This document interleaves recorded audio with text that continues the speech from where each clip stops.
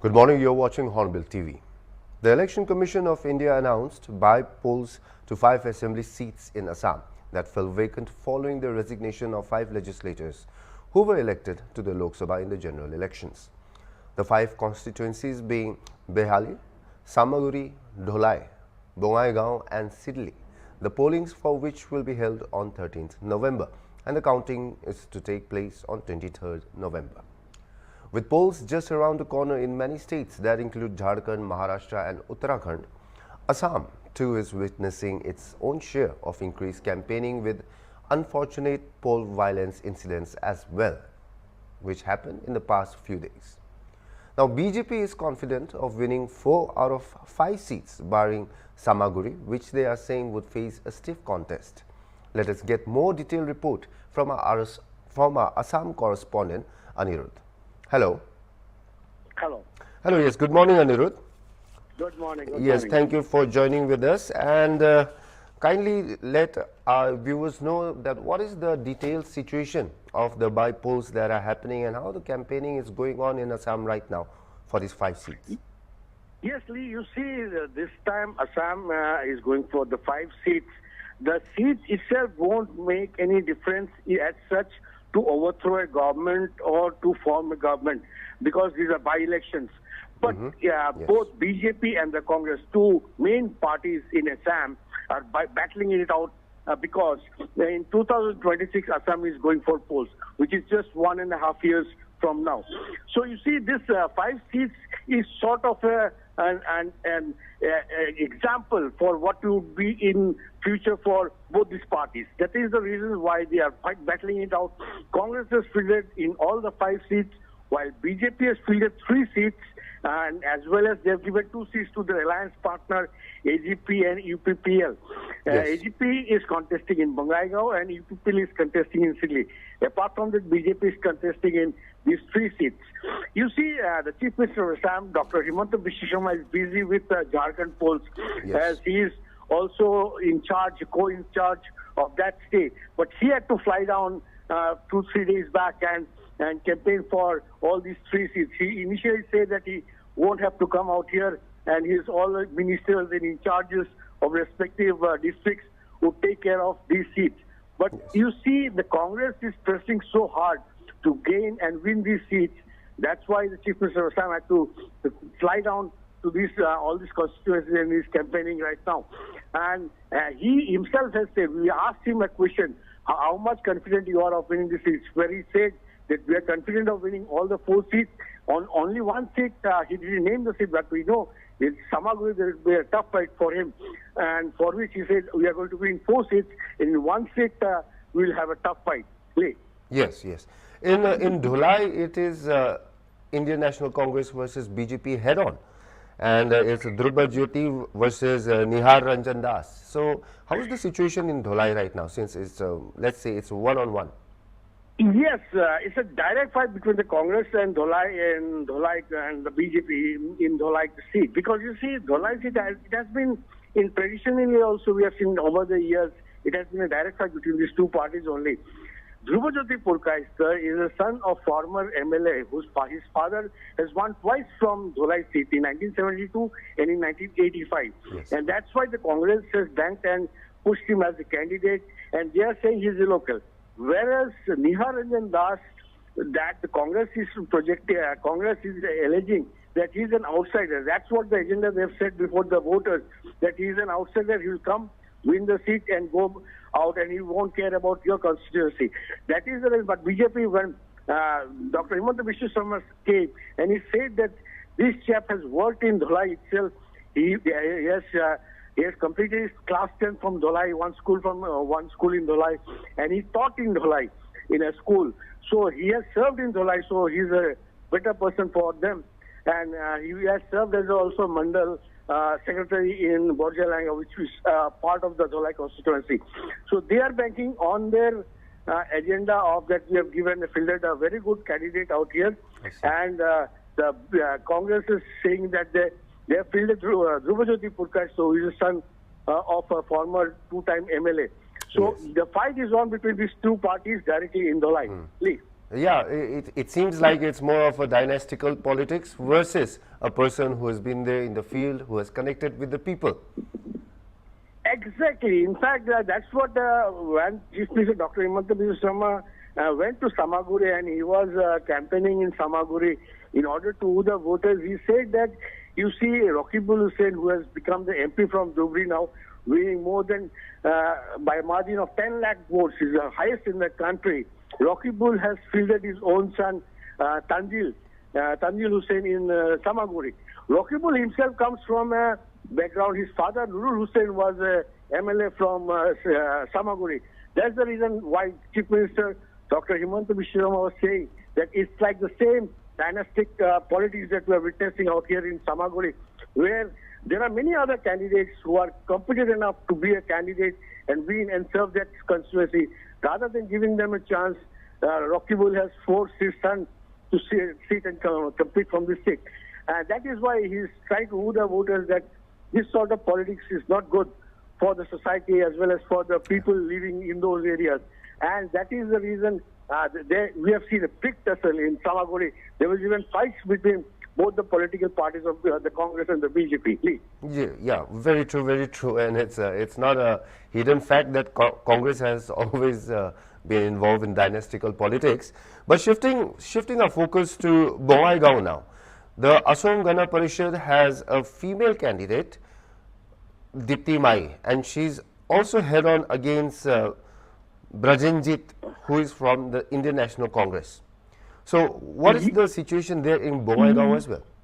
Yes, you see, that is again a similar sort of thing where what the Congress did in Saguri, the BJP is doing it, the AGP has done it in, the alliance part of the BJP has done it in Bonga.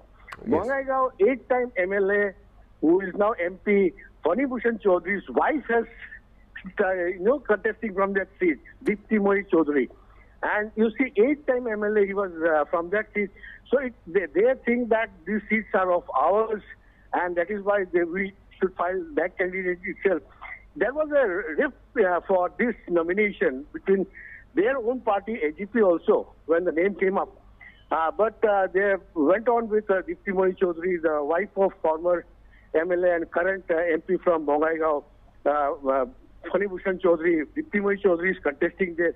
And there also, the same thing, the Congress would now tell that what candidate, Brijesh Singh that we have given there, would be a much better candidate to serve the constituency rather than the lineage the AGP is trying to put forward before the voters. Please. Yes. Let's have a look at Sidley as well, where we have United People's Party, Bodoland People's Front and India National Congress.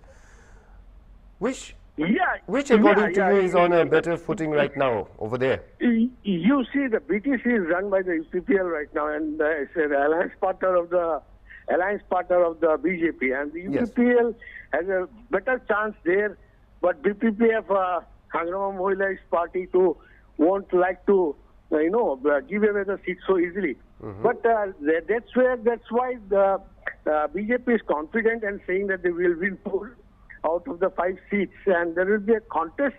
But it seems that Sidley would be in the grasp of the EPPL, that they are the candidates they figured out there. What's the case with Saguri? Why isn't BJP so confident over there?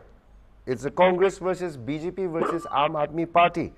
And why isn't the Congress and Aam Aadmi Party alliance working in Assam?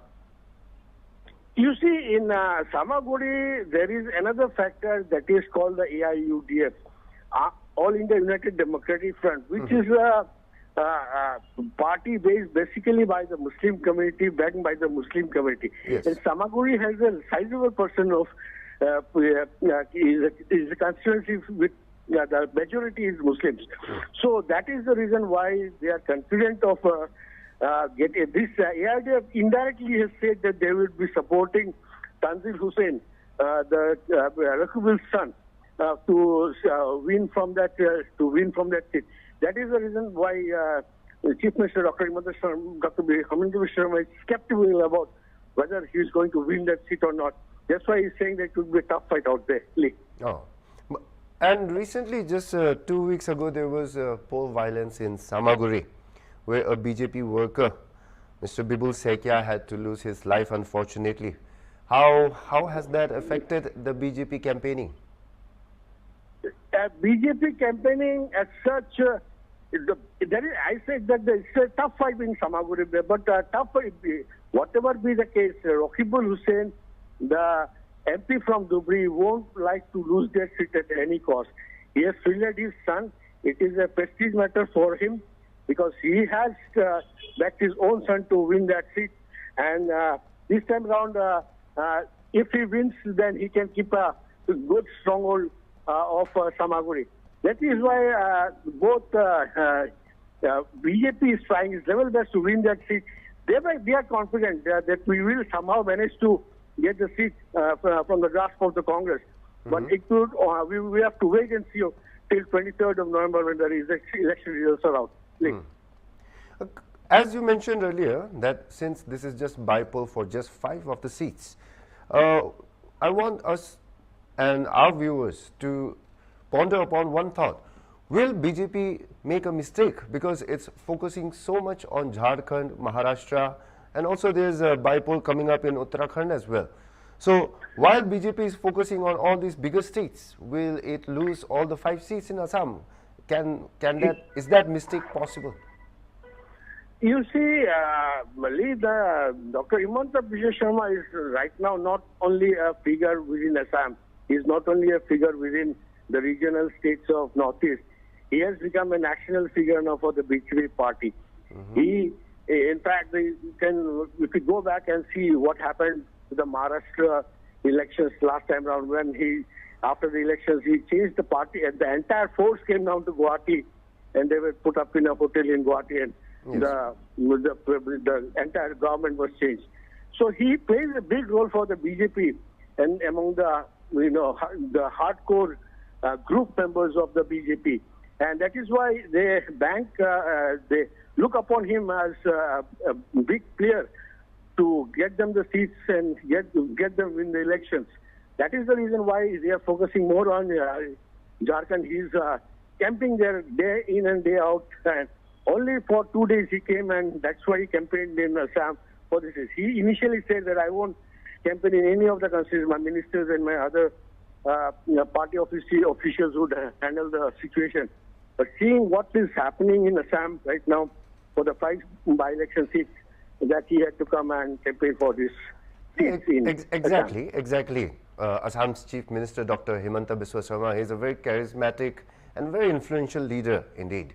But we just had the Lok Sabha polls, and it was a bit of a shift of polls. Maybe BJP was a little too overconfident. That is why I'm putting out this question. And even though if we say it's just 5 seats, this may be something that be an indicator for the upcoming assembly elections as well. That's true, Lee. You see, in 2026, the Congress is seeing a great chance of coming back to power. In 2026, the way this has started, and it has started from North Bank of Assam to the lower Assam region, and the Congress is would in future project Gaurav Gogoi, the son of former Chief Minister of Assam, Tarun Gogoi's son, Gaurav Gogoi as a chief ministerial candidate. He's a big influencer right now among his party workers and the voters. In fact, he himself, there was a question of him having a tussle with his own state president, Bhupen Bora. But that has been silenced, and he is personally looking after the Behali seat. In fact, in Behali, there was a question of for which the Congress came out of the Utko Moncho, that is the parties together create that group to form an allied opposition. But he came out of that opposition just to contest from Behali, because they were saying, the allied opposition was saying they wanted to field a different candidate, but Congress was saying that we have got a better chance in winning that seat. And that's why Gaurav Gogoi is right now campaigning in Behali day in and day out. Okay, anyways, to wind up our conversation, let me just ask you one last question. How is the environment over there right now? What are the agendas and what are the agendas that the politicians, the leaders are going around campaigning about? Is it development? Is it development for the rural people or for the advanced people or the minority groups? And will the people be voting based on the face value of the person or the party? Lee, you see, it differs from each constituency. In fact, in Assam, for example, if you look after Doai, you come here, the previous Doai MLA was Parimosh Uttoboddo, who went on to become the member of parliament from Silchar. He won from the seat for the last 5 terms. 5 years means 5 years each for 5 terms. And if you look back at the development aspect that he has carried out in Doai, is quite less. The roads are in a very pathetic condition. The drinking water facilities are not so good. So these are the issues that the Congress is picking up this time around in Doai. For say for example, Doai. It is different from for Saguri itself. It is different for Bihali. So these are the issues. Development issue is one major factors which the Congress is presenting. Not only that, Bhupen Bora is saying, for example, the Arunodaya scheme that the Assam government is saying that each of the family members are getting. They are giving 1,250 rupees to each family, women folk. And that the Congress is saying, if we are voted back to power in 2026, we would give 3,000 rupees. 1,250 doesn't make any sense because if you the price of a gas cylinder is almost 1,000 rupees. So I give you 1,250 and I take out 1,000 from my pocket. You are left with nothing.